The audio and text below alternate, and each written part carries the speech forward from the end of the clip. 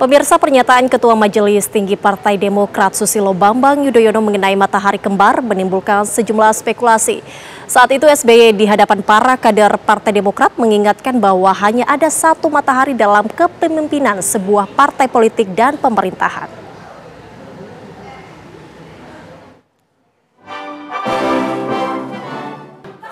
Ketua Majelis Tinggi Partai Demokrat Susilo Bambang Yudhoyono menyinggung soal matahari kembar dalam politik di Indonesia. SBY menyebut negara akan kacau jika ada matahari kembar karena suasana akan semakin panas. Ada satu matahari, yaitu ketua umum kita. Akan kacau dalam sebuah negara, dalam sebuah entity termasuk partai politik, kalau mataharinya banyak. Bisa dibayangkan. Makin panas karena matahari sudah panas, kalau ada dua, ada tiga bagaimana? Menurut analis politik Muhammad Kodari, pernyataan SBY tersebut lebih merupakan penegasan ke kalangan internal Partai Demokrat bahwa kepemimpinan Partai Demokrat adalah Agus Harimurti Yudhoyono, bukan SBY. Sebetulnya pidato itu menurut saya lebih merupakan penegasan kepada kalangan internal Demokrat bahwa pimpinan Partai Demokrat itu adalah AHY, bukan lagi Pak SBY. Yang memantik spekulasi banyak orang soal pernyataan Presiden RI ke-6 ini ketika menyebut soal matahari kembar dalam sistem kepemimpinan di pemerintahan. Pernyataan tersebut seolah-olah dikaitkan dengan Presiden Joko Widodo.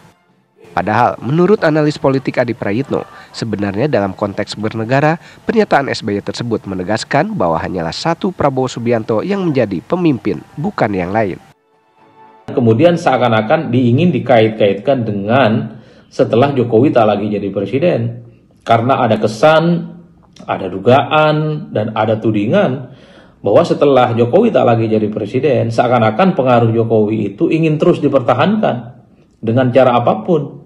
Itu yang sebenarnya membuat kenapa keramaian dan kegaduhan seakan-akan pernyataan SBY itu untuk menyindir kepada Pak Jokowi setelah tak lagi menjadi presiden di negara ini. Dengan matahari tentu dalam konteks bernegara hanyalah Prabowo Subianto, bukan yang lain.